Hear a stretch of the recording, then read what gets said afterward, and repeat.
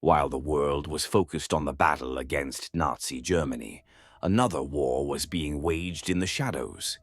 In occupied Paris, resistance fighters risked their lives to free the oppressed. But not everyone was a hero. Dr. Marcel Petiot, a man who claimed to fight for freedom, was something far more sinister. In the midst of a war that shaped the future of the world, he betrayed his own people, including those fleeing Nazi persecution.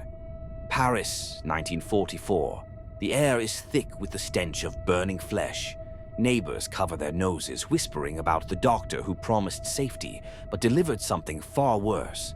What if the person you trusted with your life was the very one who would take it? For over 2 years, no one suspected that Marcel Petiot, respected doctor and war hero, was secretly one of the most terrifying serial killers Paris had ever known. They called him Dr. Satan, and what he did inside his mansion would shock the world forever. Like some of the most terrifying killers in history, Marcel Petiot didn't wear the face of evil. He was charming, educated, a doctor. But beneath that mask was a predator who thrived on the suffering of others. This is the true story of the man who became known as Dr. Satan, France's most notorious serial killer. Stay with us as we uncover the chilling truth of Dr. Satan, the monster hiding in plain sight. While American soldiers fought to free Europe from the grip of tyranny, Marcel Petiot offered salvation, a way out of occupied France for those desperate to escape, refugees, resistance members, ordinary families.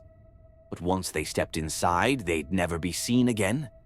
Refugee: "Merci, doctor, my family. We have nowhere else to turn.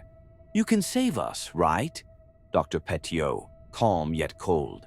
"Of course, monsieur, you are in the safest hands. By tomorrow, you'll be on your way to freedom. Trust me." Thousands trusted him with their lives. He promised a way out.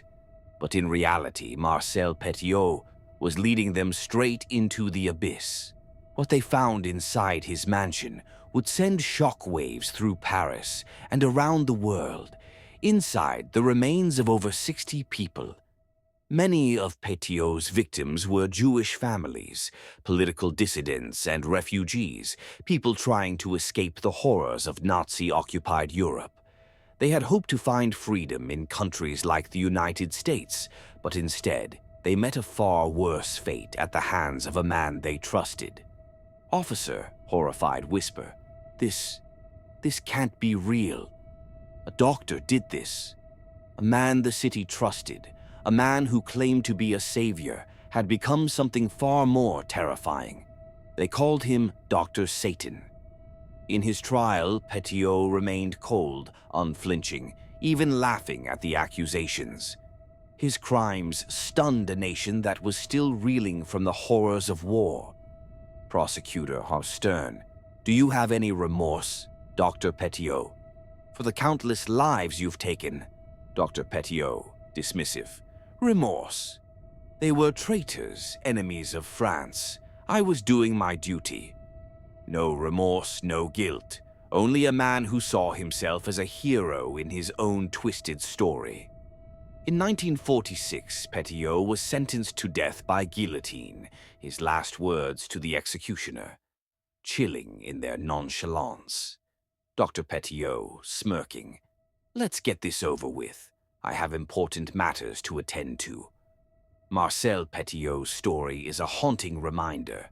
Not all monsters wear the face of evil. Some hide in plain sight, wearing the mask of a hero. The question remains, how many more like him are out there hidden among us? What makes Marcel Petiot's story so terrifying isn't just the number of his victims, but how easily he hid his crimes in plain sight.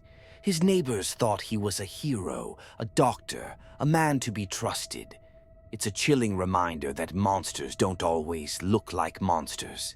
Sometimes they look just like us.